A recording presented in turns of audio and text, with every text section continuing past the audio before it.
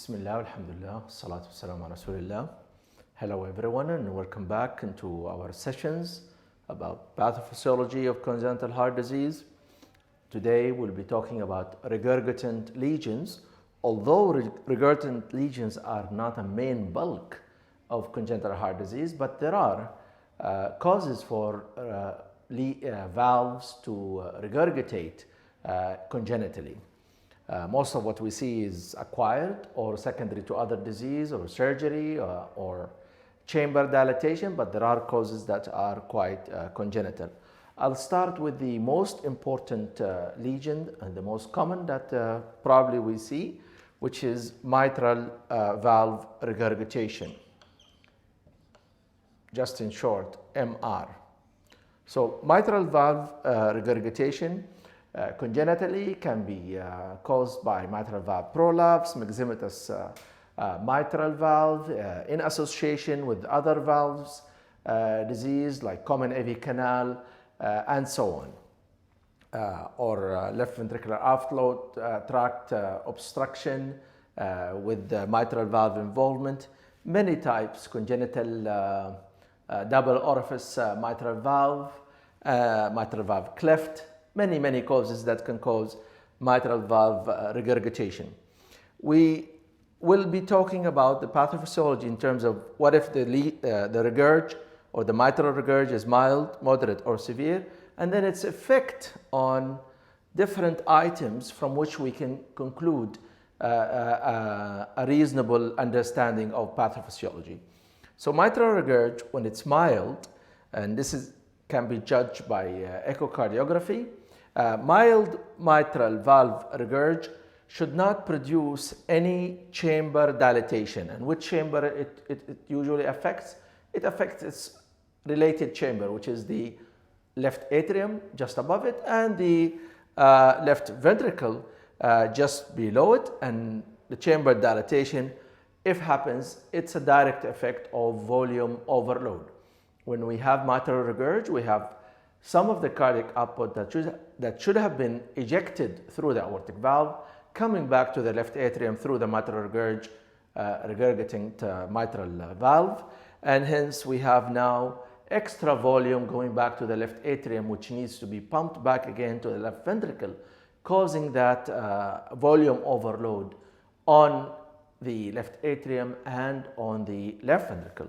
No significant volume overload happens with mild mitral valve regurgitation, even if this was a long-term finding or it takes forever. So chamber dilatation in mild mitral valve regurgitation does not occur. We do not have chamber dilatation in mild mitral valve regurgitation. And hence we do not have, or because we do not have chamber dilatation and not an excess volume overload, the left ventricular end diastolic pressure will also not be affected. So no significant change in left end diastolic pressure, which means it should remain normal. Cardiac function in mild mitral valve regurgitation is also not affected, and my X means not affected, not what it may be seen as possibly affected. It is not affected. Cardiac output and function are not affected in mild mitral valve regurgitation, and hence here we do not have even cardiac output affection. Any ischemia that could happen because of mitral valve regurg? No. Mitral valve regurg, in most of its levels of severity, whether mild or moderate or severe, does not usually cause ischemia. So no ischemia seen in mild mitral valve regurgitation.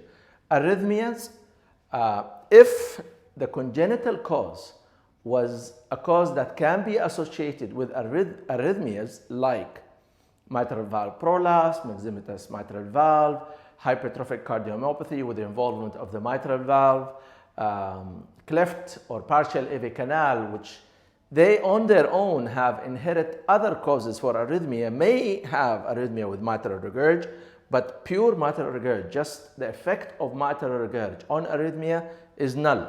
So we do not have cardiac arrhythmias with mild mitral valve regurgitation. Any other effects that can happen pathophysiologically from mild mitral valve regurgitation? We can talk about endocarditis possibility, a complication on a regurgitant mitral valve disease. If it was with mitral valve prolapse, that risk is slightly higher, and then we may see the consequences or the pathophysiological consequences of endocarditis if happen. So I will write under others plus minus. Okay? Then we'll move from mild mitral regurgitation to moderate mitral valve regurgitation, and here the volume is significant. Once you move from mild to moderate mitral valve regurg, the volume is significant, and not only significant volume, but it's a volume that is regurgitant in a pressurized way. It's coming from the left ventricle, so it's reflecting the systemic pressure. So going back to our items, chamber dilatation does happen in moderate mitral valve regurgitation because of moderately significant volume overload. So how much do we expect chamber dilatation? That means left atrial enlargement and increased LV end diastolic diameter. How much do we expect? Probably mild to moderate. So we will just give it 1 plus, maybe 2 plus maximum that we can see as an effect of this moderate mitral valve regurgitation on the left atrium and on the left ventricular end diastolic diameter being dilated. End diastolic pressure, it should not be affected in moderate mitral regurg unless this moderate mitral regurg has been left for a long time, really long, months and years, untreated totally, leading to progressive dilatation of the left atrium to the extent that it may start losing some diastolic function, and then the EDP will go. But if we talk just in general about mitral valve regurgitation, moderate level, we do not expect any significant rise in the left end diastolic pressure, maybe just a mild. So I can write either there is none or plus minus. Let's write plus minus depending on how long it has been there and how long standing that we had this moderate mitral valve regurgitation. But to say what is the real thing, that it's usually it should not be associated with end diastolic pressure increase. Cardiac function, initially in the disease of moderate mitral valve regurgitation, cardiac function actually will be affected positively. You will have a high fraction shortening or a high left ventricular ejection fraction because of the volume overload and the Starling law and a nice stretch in a normal left ventricle, causing a hyperdynamic heart or a hyperdynamic state, not really on the blood pressure or in the hemodynamics, but intracardiac. We will have in such patients with moderate mitral regurg, or not just we actually expect them to have at least increased fraction shortening percent, and also increased left ventricular ejection fraction above normal. So in moderate mitral valve regurg, function is improved. And here is a caveat that you have to be paying attention to whenever we evaluate regurgitant lesions or even obstructive lesions. We always assume when we say mild, moderate, severe that there is normal function. This is the way we assume and we evaluate in general. Once we have a deviation of function from being normal to abnormally depressed, then this evaluation will be affected tremendously. So in moderate mitral valve regurgitation, the ADP may be increased, but usually not. The cardiac function is actually increased because of the volume load and the stretch effect on the ventricular muscle, producing a more hyperdynamic left ventricle. Cardiac output will be maintained, so not affected. Ischemia, there is no reason here really to produce any ischemia for or with mitral valve moderate regurgitation. Arrhythmia is very unlikely, but I'm going to write it plus minus. Why? Because we do have left atrial enlargement, and we really do not know when in left atrial enlargement we will see atrial arrhythmias. Usually when it is significantly enlarged. Here we said it's a plus to 2 plus enlargement, so it's mild to moderate enlarged. But again, if it was long-term, stretched left ventricle with a moderate dilatation, there may be a possibility of arrhythmia, although we do not expect it at all, inshallah ta'ala. Other effects, endocarditis effect on mild and moderate mitral regurg, that's a more possibility. So higher incidence of endocarditis, so I'm going to write it here plus instead of the plus minus. Once we go to moderate mitral regurg, our endocarditis and the pathophysiological effects of endocarditis can be part of moderate mitral valve regurgitation. What happens to left atrial pressure and pulmonary artery pressure in mitral valve regurgitation? In mild mitral valve regurgitation, as we said, because there is no significant chamber dilatation and no rise in the ADP, we do not expect any effect on pulmonary pressure or left atrial mean pressure. In moderate, we may see a slight increase in left mild, maybe moderate, usually mild, increase in left atrial pressure. Left atrial pressure, in previous talks, we said we are accepting somewhere a mean of 6, let's say. So in a moderate mitral regurg, that mean may go up to 8 or 10 maximum, usually not more than 8. So there could be an effect on left atrial pressure, but obviously no effect on pulmonary artery pressure and no signs of pulmonary edema in mild mitral regurg nor in moderate mitral valve regurgitation. By this, we've covered most of the pathophysiological findings in a moderate mitral valve regurgitation. We'll move to the severe form, where we will now see most coming as positive. So in a severe mitral valve regurgitation, we will definitely see significant left atrial enlargement, significant left atrial enlargement, significant left ventricular end-diastolic diameter increase for sure. And now we're starting to see the effect of a significant volume overload.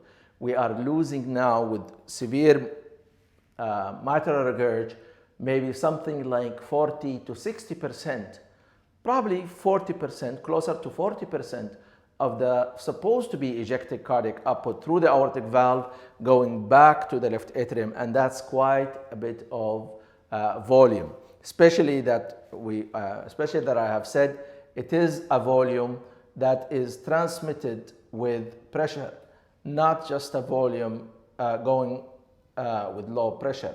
So left atrial enlargement, left ventricular end diastolic diameter is significantly increased in mitral regurg of severe degree.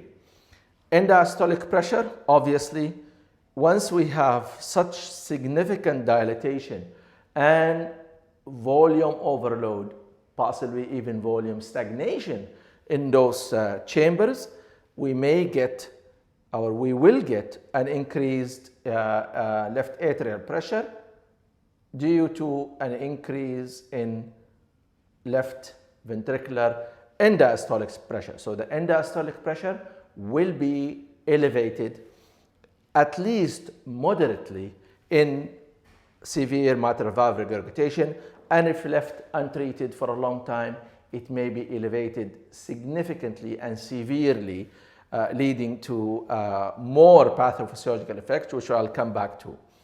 Function. Early on in severe mitral regurg, the function actually is increased like in moderate. So fraction shortening early on is increased. LVEF early on is also increased in severe mitral valve regurgitation, but if it left and now we have broken the Starling law, that means the muscle fibrils are overstretched, we do not have that normal recoil or that excellent normal recoil coming back, the muscle fibril will lose that elasticity, and then we will see a huge increase in EDP, and then in a chronic or a longer period, not just the early, the late mitral regurg severe form, which is untreated, we will start seeing that we are actually losing function. And when we say that we are losing function, that means the function now will start to normalize. You can see with volume overload, you expect a higher than normal fraction shortening, a higher than normal LVEF. Once this, in spite of severe volume, starts to normalize, that means this is where actually we are starting to lose function. Obviously, when this is low fraction shortening, low EVF in mitral regurg of severe form, then we are definitely in bad shape, and we will see the effect of loss of cardiac function. Cardiac output is affected in severe mitral valve regurg. Early on, when the function is still maintained, the cardiac output is maintained. In the later stage, when we start losing function, then cardiac output can be affected. So I will write early, it's fine, it's maintained, there is no effect, and late, it can go actually down, cardiac function. Any ischemia? Well, mitral regurg in general does not cause cardiac ischemia or myocardial muscle ischemia unless we have a very badly affected cardiac output. We are in bad heart failure, congestive heart failure, and really not much is being ejected through the aortic valve. Maybe then myocardial ischemia and decreased body perfusion in a very late, poor prognosis state, we may have that. Cardiac arrhythmias can happen for sure, because now we have significant left atrial enlargement, and with that we do expect to see atrial flutter, atrial fibrillation as it goes on, and as long as it becomes more chronic, we will see more arrhythmias. Endocarditis here is a real risk. What other effects that we can see here? Definitely an elevated left atrial pressure. It can be as low as mean of 10 and actually as high as mean of 15 to 20. And at that stage, we will see a reflex pulmonary hypertension and even corpulmonal with RV hypertension, RV hypertrophy, and even to the extent of congestive heart failure because of severe mitral regurg causing LA size and pressure to increase and eventually causing left ventricular function to decrease. So we have a high EDP, a high left atrial mean pressure, high pulmonary venous pressure with pulmonary venous edema, and reflex pulmonary hypertension if really left untreated for a long time with congestive heart failure and the whole scale of effect of severe mitral valve regurgitation, including your endocarditis and a very low cardiac output state. By this, I hope I covered mitral valve regurgitation, its mild, moderate, severe form, and I'll move to the next regurgitant lesion. Our next regurgitant lesion that we'll be talking about its pathophysiology is aortic valve regurgitation, which again can happen due to many aortic valve congenital disease, post-intervention, post-surgical procedures, and so on. So aortic valve regurgitation, again, we'll classify it into mild, moderate, and severe. Remember always in aortic valve regurg that this regurgitant volume is coming pressurized also from the aorta to the left ventricle during diastole, because in the aorta we have a diastolic pressure which is around anything between 40 to 70 as a normal, and falling into an EDP which is around 4 to 6 normal. A big difference and a pressurized volume. So here we may see almost the same effect of mitral regurg, but here it's going to be from aorta to the left ventricle. Okay, so mild aortic valve regurgitation, do we expect any left ventricular end diastolic diameter enlargement? No, we do not expect that. Usually the left ventricular dimensions are normal. I was going to comment on the left atrium, whether it will be or not. I'll keep it till I come to the point when it's there. Left ventricular end diastolic pressure should be also normal because the regurgitant volume here is not significant. Cardiac function will be maintained as normal. Cardiac output will be maintained as normal. Ischemia, remember that the regurgitant diastolic volume coming from aortic regurgitation is stealing some blood from the aorta during diastole, and this is the time when coronaries are best perfused through your mean or diastolic systemic pressure. But because it's mild, it should not cause any ischemia. Because it is not causing any ischemia nor any chamber dilatation or increase in the left ventricular EDP, it should not cause any arrhythmias unless it is an associated regurg with a disease that may have arrhythmia as an inherent part. Endocarditis is quite a low risk, so I will write also no effect. Going back to what I was going to say, which is the left atrial size, would it happen?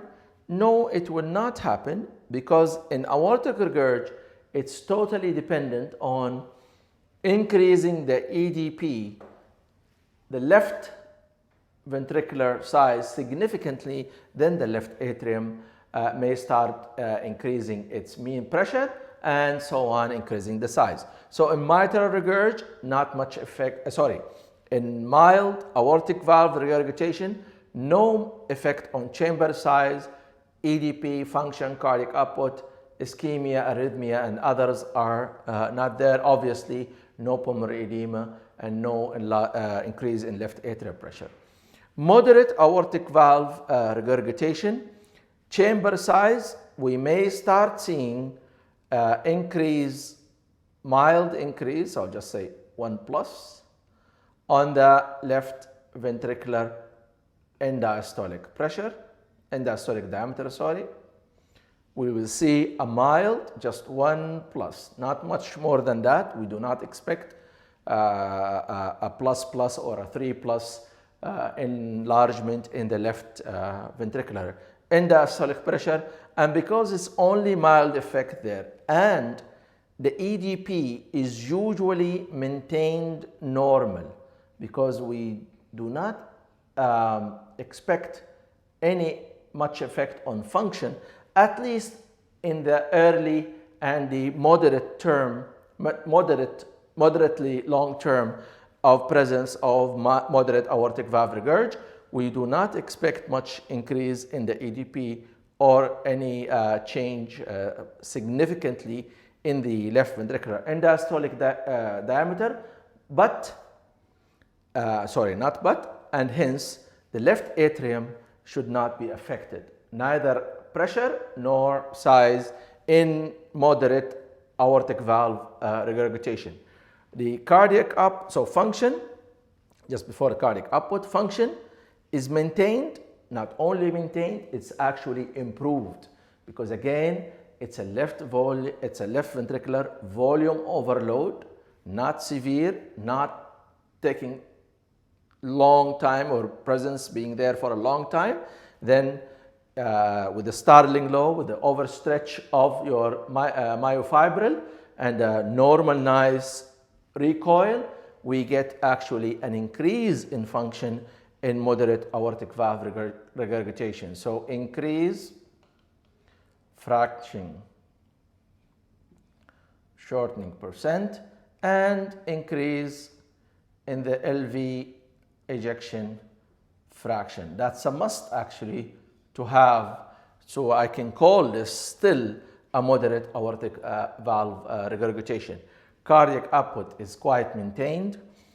Actually, the cardiac output may actually be increased and quite hyperdynamic. Now we will see the hyperdynamic effect of aortic regurg on the circulation.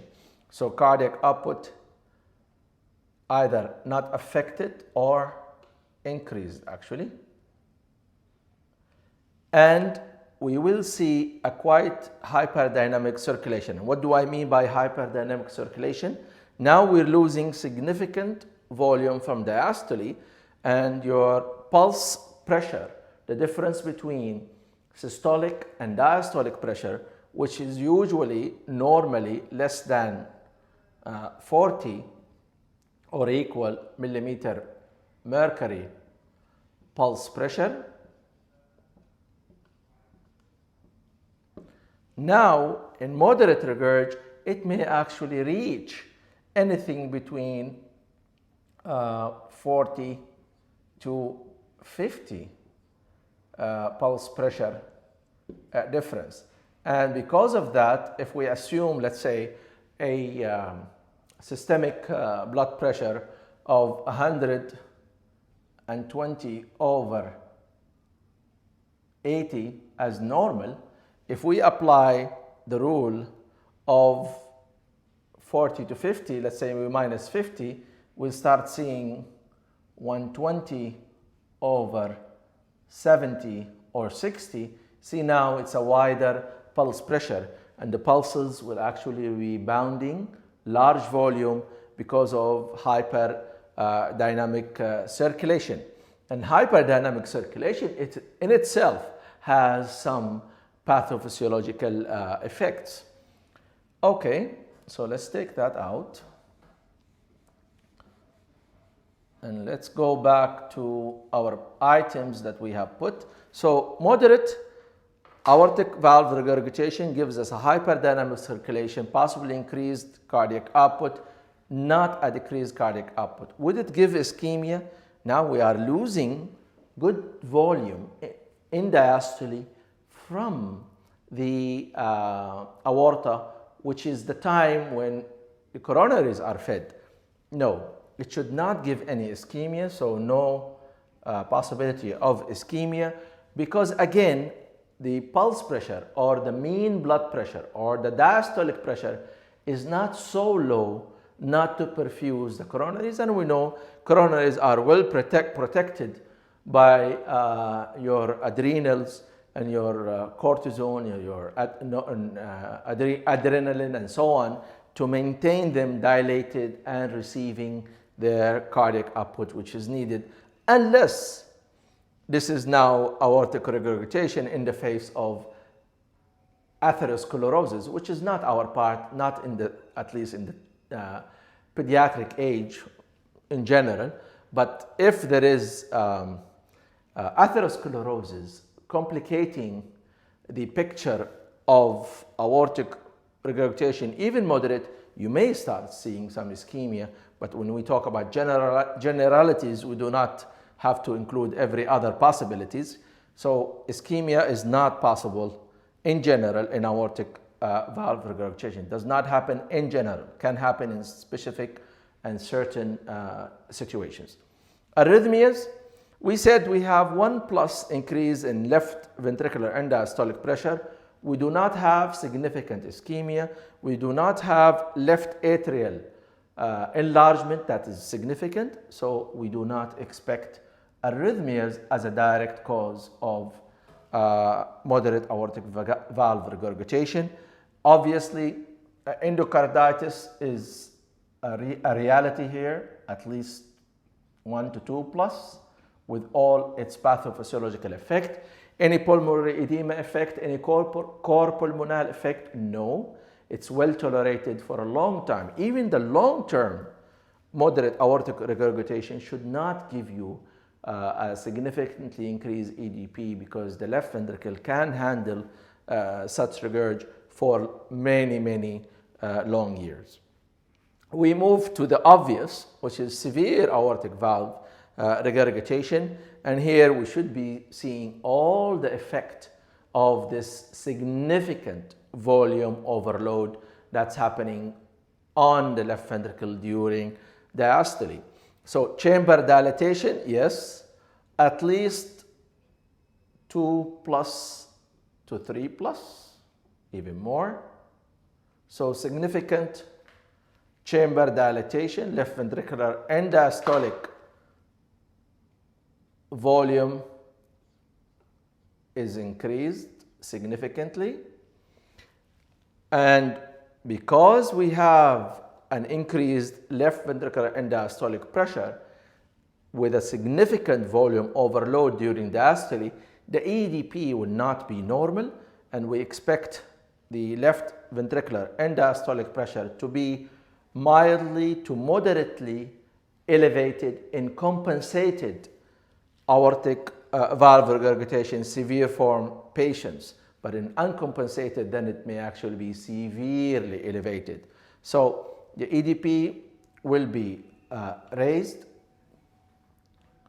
And once we have significant chamber dilatation and an EDP which is raised, what do you expect the left atrium to be? Then the left atrial mean pressure can be mildly to moderately elevated in compensated severe aortic valve regurg, and the left atrial size will be enlarged, so we'll have left atrial enlargement. Okay, so left atrial pressure can be elevated, mild to moderately.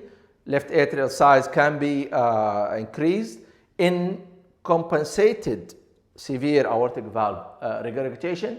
That enlargement of the left atrial size, and its mean pressure will be mild to moderate. Cardiac function, again, if it's well compensated, the fraction shortening is high, the LVEF is high. If it starts to normalize, or the patient has already shown signs of decompensation, because decompensation means signs of heart failure or significant symptoms with mild exercise, aortic regurgitation, which is severe, then will actually in a late form or a decompensated form will start showing decreased function, and that's actually quite late and should not have happened if was treated properly and treatment was available.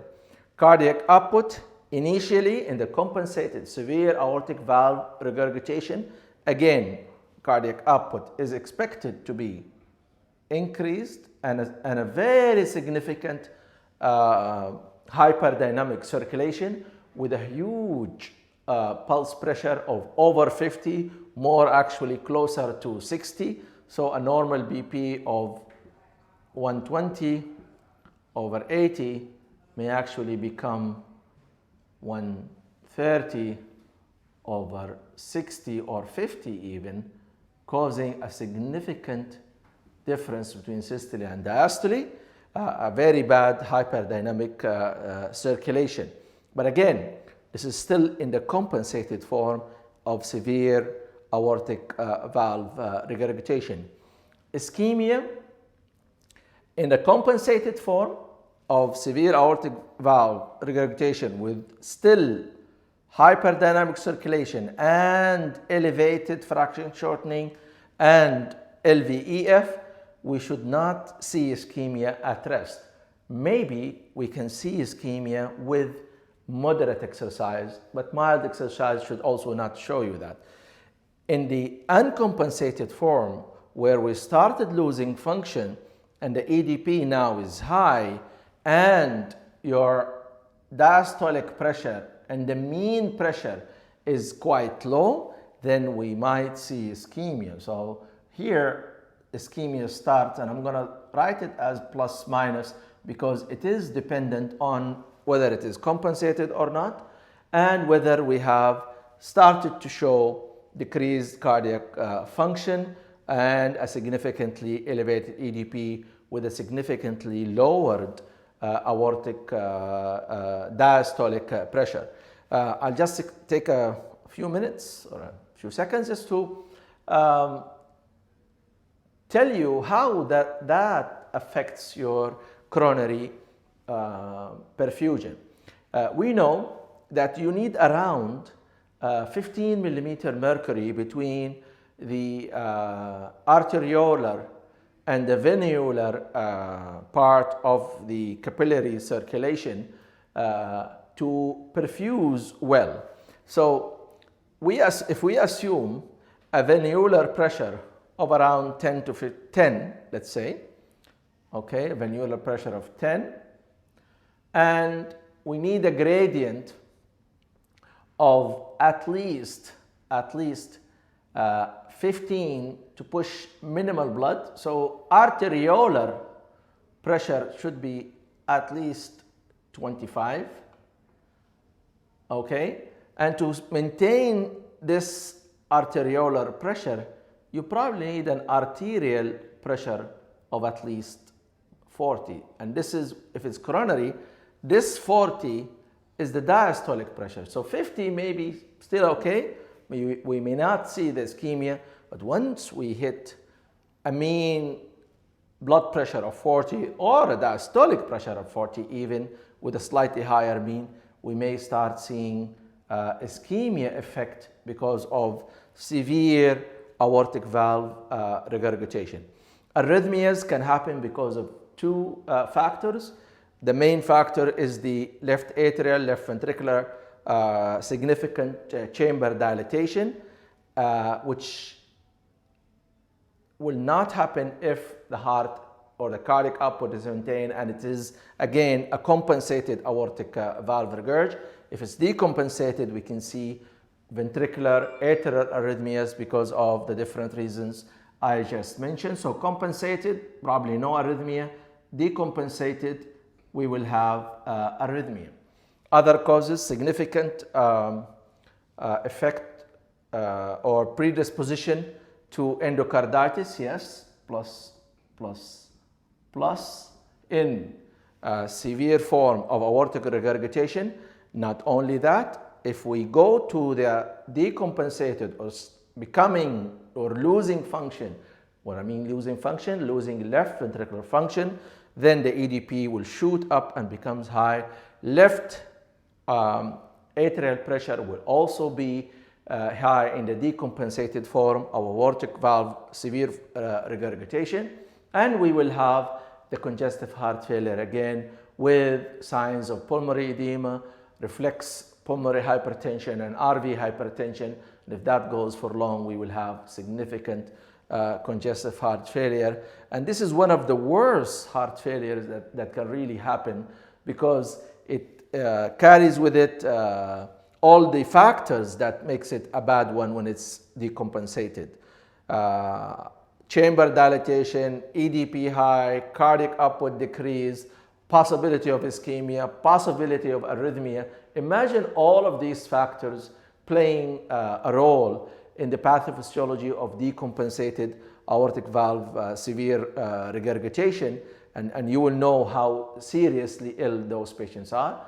And it's very important to understand this pathophysiology, because through understanding it, we can prevent all this part from really happening, whether because of intervention by medical treatment or by other invasive forms, whether surgically or interventionally, mainly surgically in such disease.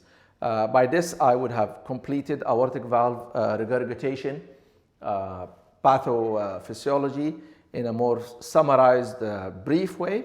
There is more to say still about this disease, and we will move to our next lesion. Welcome again, continuing on our pathophysiology of regurgitant cardiac lesions. Talk about a common one now, which is tricuspid valve regurgitation. Tricuspid valve regurgitation can be classified into mild, moderate, severe, or even wide open regurg, but we usually just fall in the three classifications. Mild tricuspid valve regurgitation, trivial to mild, can be actually a normal form, and since it is normal, it is usually not expected to cause much. So chamber dilatation does not happen or is not expected to happen in mild tricuspid valve regurgitation. Right ventricular end-diastolic pressure is also not expected to be raised or affected in mild tricuspid valve regurgitation.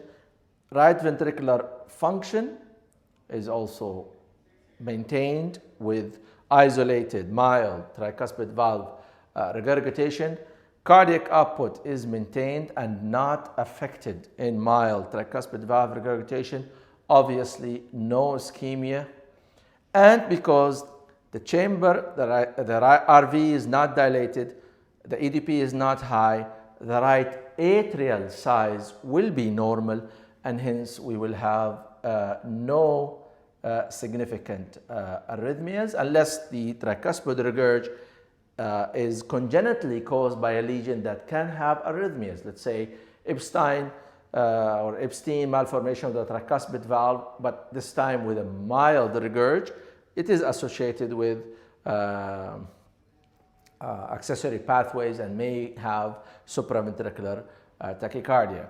Incidence of ischemia is also, endocarditis is not there, and it's very extremely rare and minimal. So from there we move to moderate tricuspid valve regurgitation, and in moderate tricuspid valve regurgitation we can see mild right atrial, mild right ventricular dilatation, so our right 1 plus. The right ventricular end-diastolic pressure, because the function here is actually maintained and actually maybe supranormal, like in mitral regurg, the regurg will stretch the right ventricle and give you a nice, stronger recoil. The function actually is initially better than just a normal function.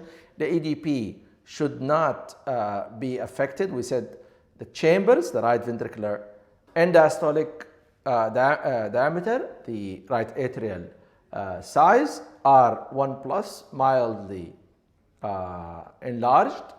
EDP is not affected, so it's normal. Function, normal to increased. Right ventricular ejection fraction is normal to mildly increased. Cardiac output is maintained, provided the function is within normal or mildly increased. Ischemia is not an issue in tricuspid valve regurgitation isolated. Arrhythmias still in the short term, the long term, it will not be seen because of chamber dilatation unless the association is with something else.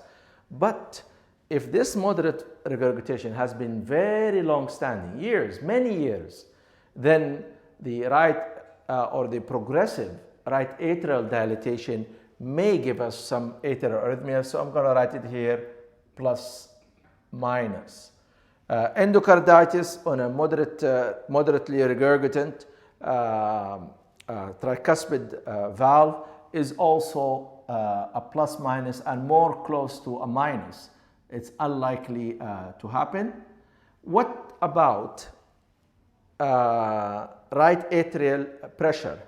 The EDP, as long as the EDP is maintained, then the compliance of the right ventricle is maintained and no other confounding factor, then the right atrial mean pressure may be normal or very slightly elevated. Slightly elevated mean of what? If we accept a mean of 4, it may be a mean of 6 or 7. Nothing really to talk about as a pathophysiological effect. Severe tricuspid valve regurgitation is really when we would start seeing some effect on the heart, and obviously severe compensated tricuspid valve regurgitation will give us right ventricular end-diastolic diameter increased 2 plus at least, and right atrial size increased maybe another 2 plus also. This is RV end-diastolic diameter, and this is right atrial enlargement, 2 plus. EDP in severe form, it will definitely be elevated but not severely. Again, mildly to moderately elevated as long as the cardiac function is compensated. So EDP will be increased, and I'll give it 1 plus to 2 plus.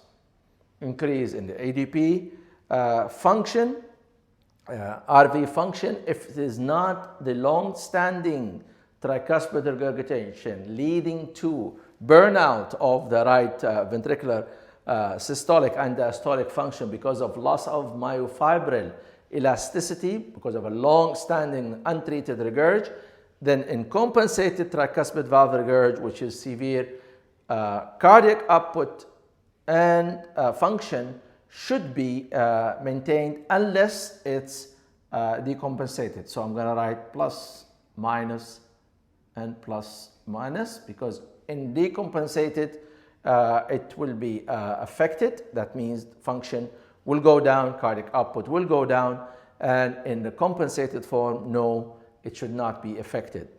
Ischemia, as long we are compensated and as long the left side is seeing the cardiac output it needs, it's a very unlikely state or disease to cause ischemia. So I'm just going to cross it out.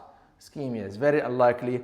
Arrhythmia is very highly positive. So plus, plus, plus, mainly atrial. Mainly atrial arrhythmia in the form of flutter, fibrillation, main type of disease because of significantly enlarged right atrium.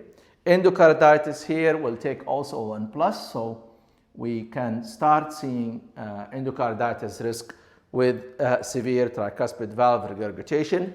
In the decompensated form of severe tricuspid valve regurgitation, where the EDPs are now quite high, and when we say quite high, we mean a right ventricular end-diastolic pressure of more than 12, closer to 15 to 18, with a mean right atrial pressure of again closer to 15 to 18, and decreased systolic cardiac function.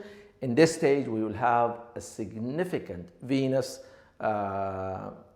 congestion on the right side, right atrium, SVC, IVC, and we might start seeing effect on the liver itself with liver function, hepatomegaly, liver congestion, edema, and then start to see liver decompensation as a pathophysiological effect of decompensated tricuspid valve regurgitation.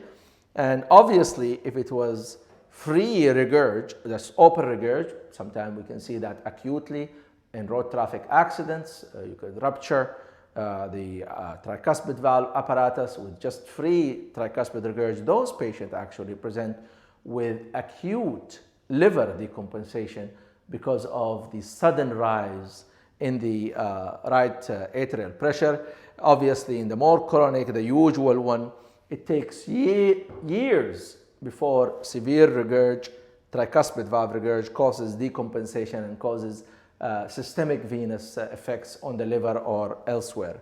So obviously, you have noticed that when I talked about aortic mainly and tricuspid, I've stressed on being compensated or decompensated. In the mitral part, most of those patients are usually well compensated, but again, it can happen. By this, I would have finished. I can just add, sometimes patients with significant severe tricuspid valve regurg will not show any left-sided cardiac output decrease or poor perfusion because they may have a right to left shunt across the PFO, the patent foramen ovale, in the interatrial septum. That helps maintaining the cardiac output that could not be ejected to the pulmonary artery, but obviously it will be on the expense of these patients being cyanosed. And we do see this in congenital heart disease with severe tricuspid valve regurg because, let's say, of RV systolic dysfunction, let's say post-surgical, with a patent foramen ovale, but they still can maintain the cardiac output through the right to left shunt on the expense of being cyanotic. So rarely in severe tricuspid valve regurg, you may observe a patient who is actually cyanotic. And just a good explanation of that is that the patent foramen ovale is still open, and because we have now a very high right atrial pressure, that shunt across the PFO will be right to left. It, in a sense, is beneficial. It maintains the cardiac output. In the other sense, the patients will be cyanotic, and actually, you may be surprised to see a patient coming to you with mild cyanosis, significant polycythemia because of chronic cyanosis. And the only explanation for that when you go and do your evaluation and the echocardiogram will be tricuspid regurg of whatever cause, Epstein or whatever, in the presence of right to left shunt across an ASD or a PFO. By this, I would have finished tricuspid regurg, and I'll move to my last lesion, which is pulmonary valve regurgitation. Welcome back. We'll be talking now about pulmonary valve regurgitation, our fourth valve in the series of regurgitant lesions in the heart. Pulmonary valve regurgitation can be seen again as a normal phenomena, trivial to mild, is within acceptable for a normal person. So if it is within acceptable for a normal person, and as going on the same theme that we went on before, chamber dilatation, that is RV in diastolic diameter, right atrial size will not be affected in pulmonary valve regurgitation. End diastolic pressure will be also normal and not affected. Cardiac function, right ventricular cardiac function will not be affected. The cardiac output should be well maintained. There should not be a risk of ischemia. And because the chambers are all normal in size, the EDP is normal, and the cardiac output is maintained, arrhythmia is not an issue. Others, endocarditis is also not an issue. This is a low pressure diastolic regurg that causes no turbulence or no significant turbulence in that area, causing any risk for endocarditis. Moderate pulmonary valve regurgitation from different causes, whether this is just a congenital cause, or it is a post-surgical cause, or a post-balloon dilatation of pulmonary stenosis. Regardless of that, moderate pulmonary valve regurgitation again is very, very well tolerated. It hardly produces effect even over 10 to 20 years of being there. So chamber dilatation, that mainly right ventricular end diastolic diameter, may be a 1+ enlargement, but very unlikely to have any effect on right atrial size. Right atrial size should be within normal. So 1+ dilatation of RV end diastolic diameter, not more than that. The EDP in moderate pulmonary regurg function is almost always well maintained, diastolic function and systolic function. So we do not expect any effect or any much effect on the end diastolic pressure.